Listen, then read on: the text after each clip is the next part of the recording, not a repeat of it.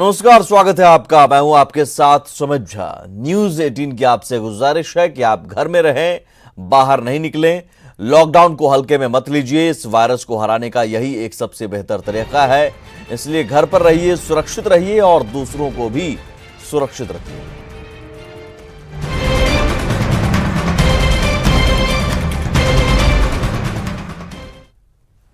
और सबसे पहले जान लेते हैं देश भर में कोरोना को लेकर अब तक का अपडेट क्या है। देश में कोरोना से अब तक 937 लोगों की मौत हो चुकी है। देश भर में सबसे बड़ी बात, पिछले 24 घंटे में 51 लोगों की मौत हुई है। देश भर में कोरोना के कुल मामले 29,974, 30,000 के करीब। पिछले 24 घंटे में 1,594 नए केस सामने आए। वहीं कोरोना के मरीजों के ठीक होने की दर, जो रिकवरी रेट है, वो 23.3% है। बिहार में मंगलवार को 22 नए मामले कोरोना के सामने आए। वहीं झारखंड में मरीजों की संख्या 105 हो गई है। बिहार में मरीजों की संख्या 366। लगातार आंकड़े बढ़ते जा रहे हैं। दिल्ली में सीआरपीएफ के 46 जवान कोरोना पॉजिटिव पाए गए हैं। और सबसे बड़ी बात कि एक जवान कल कोरोना से मौत भी हो गई। कोरोना का बढ़ता ग्राफ जरा बिहार में देखिए। 24 अप्रैल से लेकर 28 अप्रैल तक किस तरह से ग्राफ तेजी से बढ़ रहा है कोरोना का, ये आप देख सकते हैं। 24 अप्रैल को 53, 25 अप्रैल को 28 नए मामले सामने आए, 26 अप्रैल को 23, 27 अप्रैल को 68 सबसे ज्यादा और 28 अप्रैल को 22 मामले सामने आए। और 24 से 28 तक कोरोना के कुल 194 मामले सामने आए।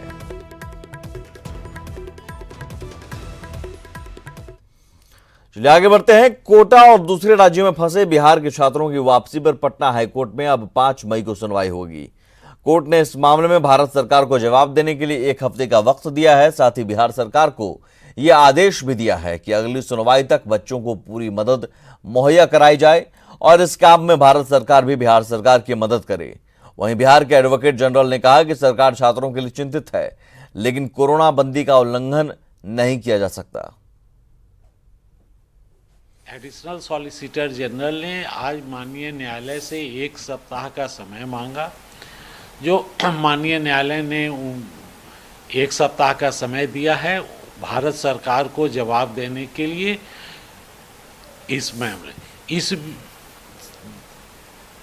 आर्गुमेंट के दौरान पिटिशनर के लॉयर जो थे वो अपना पक्ष रखे। बिहार सरकार की ओर से मैं पक्ष रखते हुए बताया कि बिहार सरकार, जो भारत सरकार ने जो गाइडलाइंस इशू किया है वो स्टैट्यूटरी वैदिक गाइडलाइंस है।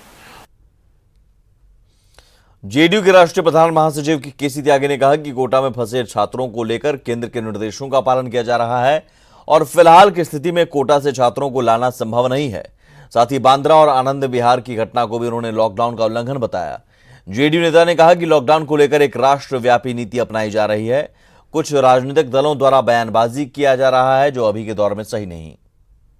कल प्रधानमंत्री ने प्रदेश के मुख्यमंत्रियों से जो संवाद स्थापित किया था, उसमें बिहार के और उड़ीसा दोनों राज्यों के मुख्यमंत्रियों ने बड़ा स्पष्ट तौर पर कहा है कि केंद्र सरकार के द्वारा जो गाइडलाइंस हैं उसके तहत जो जहां है वहीं रहेगा, या तो इस नियम में ढील दी जाए ताकि सब राज्य अपने अपने प्रवासी मजदूरों को, छात्रों को ला सकें। कोरोना जैसी वैश्विक महामारी में अब स्वयंसेवी संस्थाएं भी प्रशासन के साथ जरूरतमंदों की मदद कर पाएंगे। एक जनहित याचिका पर सुनवाई करते हुए पटना हाईकोर्ट के मुख्य न्यायाधीश ने स्वयंसेवी संस्थाओं को एक बड़ी राहत दी है। हालांकि हाईकोर्ट के निर्देश के बाद सरकार का रुख भी एनजीओ के लिए थोड़ा नरम है, लेकिन अब भी खुलकर सरकार ये मानने को तैयार नहीं कि इस त्रासदी में वो स्वयंसेवी संस्थाओं को राहत में इस्तेमाल करेगी। असल में किसी के अगेंस्ट नहीं है ये याचिका, ये सभी को हेल्प करने के लिए। वो राज्य सरकार भी वही करना चाहती है, भारत सरकार भी वही करना चाहती है, हम लोग भी वही चाहते हैं, तो बस इसीलिए फाइल किया। जिलाधिकारियों से मिले और राज्य सरकार को यह भी निर्देशित किया गया था कि आप लोग जिला स्तर पर और राज्य स्तर पर नोडल ऑफिसर नियुक्त करें, जो नोडल ऑफिसर उन स्वयंसेवी संस्थाओं के साथ समन्वय करेंगे और देखेंगे कि कौन सही संस्था है जो कि सही काम कर सकती है, जिनसे सहयोग लिया जा सकता है। हम लोग का बिहार सरकार का क्लियर स्टैंड है कि बिहार सरकार खुद सक्षम है और बिहार सहायता पहुंचाने के लिए monetary as well as infrastructures base आधार पर, तो इसमें हम किसी भी एनजीओज को या सेल्फ हेल्प ऑर्गेनाइजेशन को या अदर्स को हम बिहार सरकार परमिट नहीं कर रही है। बिहार में हड़ताल के दौरान नियोजित शिक्षकों की मौत का मामला अब राष्ट्रीय मानवाधिकार आयोग तक पहुंच गया है। माध्यमिक शिक्षक संघ के महासचिव ने सरकार को शिक्षकों की मौत का जिम्मेदार ठहराया है। साथ ही हड़ताल अवधि का वेतन देने और शिक्षकों के खिलाफ सभी कार्रवाई वापस लेने की मांग की है। शिक्षक संघ ने हड़ताल अवधि में 62 शिक्षकों की मौत की लिस्ट जारी की है। क्या डिमांड अब रखेंगे, जो वर्तमान में आपने सोचा है वो बता दीजिए। जी, बिहार माध्यमिक शिक्षक संघ की तो मांग समान कार्य का समान वेतन है ही नहीं। शुरू से ही जो मांग पत्र हमने दिया है सरकार को, सरकार बहाना करेगी कि सुप्रीम कोर्ट में शिक्षक संघ की हार हो गई। हम कह रहे हैं कि सुप्रीम कोर्ट ने कहा है कि इनिशियल जो वेतन विषमता है उसको दूर कीजिए और आप कहिए कि माध्यमिक शिक्षा को पंचायती राज से अलग करने सहित तमाम मांगों पर सरकार विचार करेगी, दमनात्मक कार्रवाई समाप्त कर देगी, हड़ताल अवधि का वेतन स्वसम्मान वार्ता के द्वारा देगी, तभी हम हड़ताल समाप्ति पर विचार कर सकते। प्रशासन के आदेश पर राजधानी पटना में किताब की बिक्री तो शुरू हो गई, लेकिन निजी स्कूल की मनमानी साफ तौर पर देखने को मिल रही है।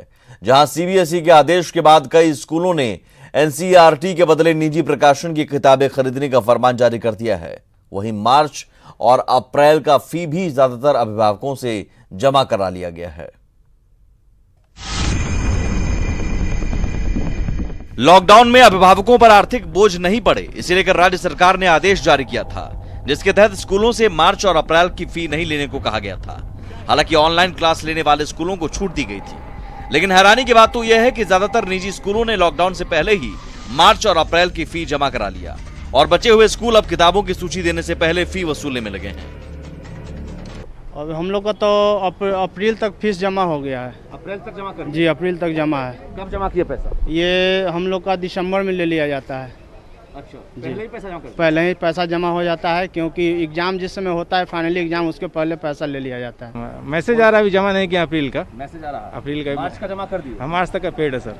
क्या लग रहा है, पैसा लौटेगा? नहीं सर, ऐसा कुछ नहीं, पैसा नहीं लौटेगा सर। किताब का मैसेज आया कि इस दुकान से आइए किताब लीजिए।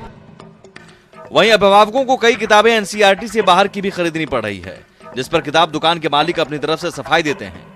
इस बीच जब पटना डीईओ निरीक्षण करने पहुंचते हैं तो उन्हें विरोध का सामना करना पड़ता है। अभिभावक स्कूलों की मनमानी को लेकर नाराज हैं। अलग अलग राइटर का चलाते हैं, अच्छी अच्छी पब्लिकेशन की अच्छे बने, कोई लक्ष्मी सिंह का साइंस चलाता है, कोई आर एस अग्रवाल का माने।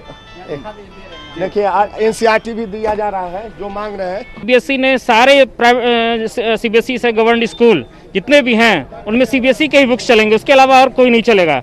अब मुझे समझ में नहीं आता, जब सर्कुलर 2016 से बना हुआ है तो 2020 में भी राज्य सरकार उसको इम्प्लीमेंट क्यों नहीं कराती? इसके पीछे का उद्देश्य क्या है राज्य सरकार का? उनका जो स्पष्ट आदेश है कि 1 महीना का फी अभी देना है, जो ट्यूशन फी है, और बाकी अपनी सुविधानुसार बाद में दिया जाएगा, और वो भी अगर कोई गार्जियन देने में अभी असमर्थ है तो अभी नहीं लिया जाए।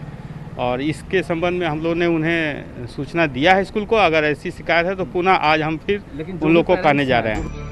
अभिभावकों की नाराजगी के बीच डीईओ ने कहा कि मार्च और अप्रैल का फी लेने वाले स्कूलों पर कार्रवाई की जा रही है, लेकिन इतना तो साफ है कि निजी स्कूलों के आगे राज्य सरकार का आदेश बेअसर साबित हो रहा है। रजनीश कुमार, न्यूज़ 18, पटना।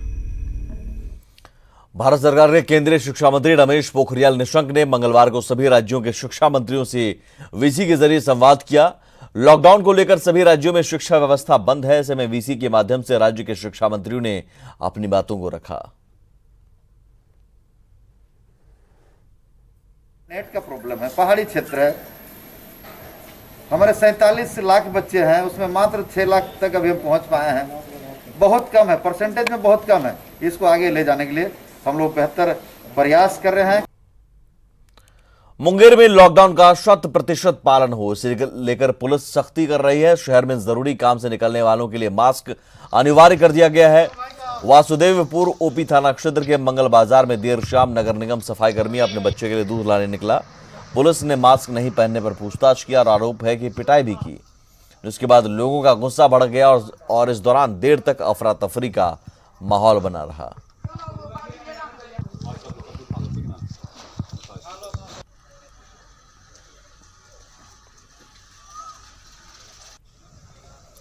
लॉकडाउन के कारण अपने घरों से दूर फंसे लोगों की परेशानी बढ़ गई है, क्योंकि इनका घर चोरों के निशाने पर है।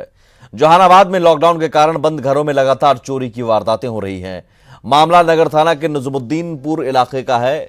एक ही मकान के 2 फ्लैट्स में चोरी हुई, जिनमें से एक फ्लैट जेडीयू के प्रदेश महासचिव बैजनाथ शर्मा का है, वहीं दूसरा फ्लैट एक शिक्षक का है। पुलिस जांच में जुटी है। ना सही, सारा सामान तो चोरी हो गया, कुछ है भी नहीं है, ये नहीं है कि कुछ भी नहीं है। दीवान खोल के ले लिया, ट्रंक खोल के ले लिया, सारा सामान ले लिया। अच्छा, तो कहाँ गए हुए थे आप लोग? हम लोग गांव पर गए हुए थे। कब से? हो गया 20 दिन गेला। अच्छा, लॉकडाउन में गए हुए थे? हाँ, लॉकडाउन में गया हुआ था। स्कूल बंदे था तो सब चल गए थे। पूरा सामान में मेरा जो है कपड़ा बिखरा हुआ है, और ड्रंक में, और मैडम का कुछ जेवर उवर था, लमसम कुछ कैश था, मोटा मोटी 2 लाख रुपया के जेवर, 40 हजार के लमसम कैश था, कुछ कपड़ा था और कीमती सामान लोग लेकर चले गए हैं। यहाँ आके देखे कि बक्सा टूटा हुआ है, उनमें के कपड़ा लता सब बाहर निकाल के फेंकल है, और एगो कुछ है पलंगवा है, दीवार है, उनमें भी दीवार में कुछ सामान उमान था, वो भी सब निकाल उकाल। कोरोना बंदी की वजह से गरीबों की परेशानी बढ़ गई है। ऐसे में समाज के कई लोग अपने स्तर से मदद में जुटे हैं। औरंगाबाद के नबीनगर विधानसभा क्षेत्र के कई गांवों में जेडीयू नेता संजीव कुमार सिंह अभियान चला रहे हैं। इस दौरान गरीब, दिव्यांग और असहाय लोगों तक राशन और दूसरे जरूरी सामान पहुंचाए जा रहे हैं। संजीव कोरोना काल जैसी विषम परिस्थिति में गरीबों के लिए मददगार बनकर उभरे हैं। यही नहीं, बिहार के बाहर फंसे लोगों की भी हर संभव मदद कर रहे हैं। ये काम 40 दिनों से लगातार जारी है।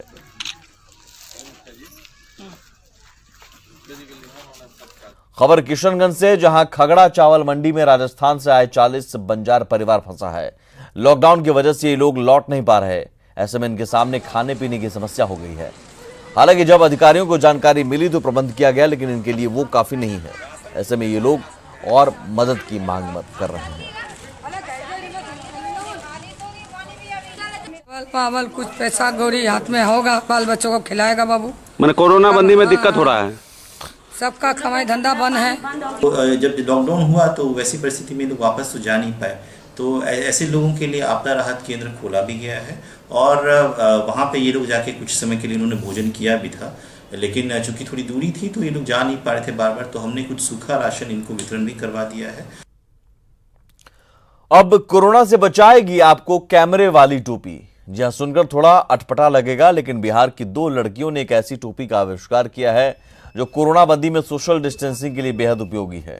ये टोपी कोई आम टोपी नहीं, बल्कि इस टोपी के ऊपर कैमरा लगा हुआ है, साथ में सेंसर और अलार्म भी लगा है। पटना की रहने वाली 2 बहनें आस्था और आकांक्षा ने एक हाईटेक टोपी का निर्माण कर दिया। इस हाईटेक टोपी की खासियत है कि अगर जो शख्स इस टोपी को पहना है, अगर उसके आसपास या 1 मीटर की दूरी पर कोई दूसरा शख्स नजदीक आता है तो एक अलार्म अचानक बजने लगेगा। पास आ जाते हैं अनइंटेंशनली, तो ऐसा है कि ये कैप जो है, अगर आप कैप पहन लो तो अगर कोई गलती से भी पास आ रहा है तो ये सिग्नल दे देगा, बजर बजने लगेगा, तो लोग दूर हो जाएंगे इससे। खबर बगहा से, जहां नाव के सहारे दीनदयाल नगर घाट प्रवासी मजदूरों का जत्था पहुंचा। हरियाणा और इलाहाबाद से पैदल यात्रा कर गंडक नदी तट पर ये मजदूर पहुंचे थे, जिसके बाद एसपी के निर्देश पर गंडक नदी तट से नगर थाना पुलिस ने मजदूरों को अनुमंडल अस्पताल पहुंचाया। सभी प्रवासी मजदूरों का थर्मल स्क्रीनिंग जांच शुरू की गई। मजदूरों ने बताया कि वो काफी परेशानी में थे और ऐसे में उन्होंने परिवार के पास पहुंचने की ठानी। मरी रहेगा, खाने उन्हें को नहीं व्यवस्था मिलेगा तो आदमी भूखे थोड़ी मरेगा। वहाँ हरियाणा में, यहाँ पे अपना गांव नगर अपने देश भूसा में मरेंगे तो कोई रहेगा ना। चलो अपने देश अपने धरती पे चले गए। तो हरियाणा से आप कैसे आए हैं? हरियाणा से कैसे आए? पैदल चल के आए हैं। मोतिहारी पुलिस ने शहर से एक महिला और 2 युवकों को गिरफ्तार किया है। तीनों पर एक बच्चे का अपहरण का आरोप है। पुलिस ने आजाद नगर मोहल्ले के एक घर से बच्चे को बरामद भी कर लिया है। आरोपियों ने बच्चे के पिता से 10 लाख रुपए की फिरौती मांगी थी। दोनों युवकों ने झांसा देकर बच्चे का अपहरण किया था। एसपी ने बताया कि अपहरण की सूचना पर रक्सौल के डीएसपी और छौड़ादानों के इंस्पेक्टर के नेतृत्व में टीम का गठन किया गया, जिसके बाद बच्चे की सकुशल बरामदगी संभव हो पाई। 3 बजे के आसपास ये बच्चा बरामद कर लिया गया सकुशल, और जो किडनैपिंग में शामिल अपराधकर्मी थे 3 अपराधकर्मी उन लोगों को गिरफ्तार किया गया। उसमें 1 महिला है और 2 पुरुष हैं। आगे बढ़ते हैं। पिछले साल पटना में हुए जलजमाव ने न सिर्फ प्रशासनिक तंत्र बल्कि सरकारी महकमे पर भी सवालिया निशान लगा दिया था। इस साल बरसात से पहले नगर निगम विशेष रणनीति के तहत नाला उड़ाही और जलजमाव को रोकने की बात कर रहा है, लेकिन अभी तक आधे काम ही हुए हैं। तो क्या इस साल बरसात में नगर निगम पटना को बचा पाएगा या फिर डूबेगा पटना?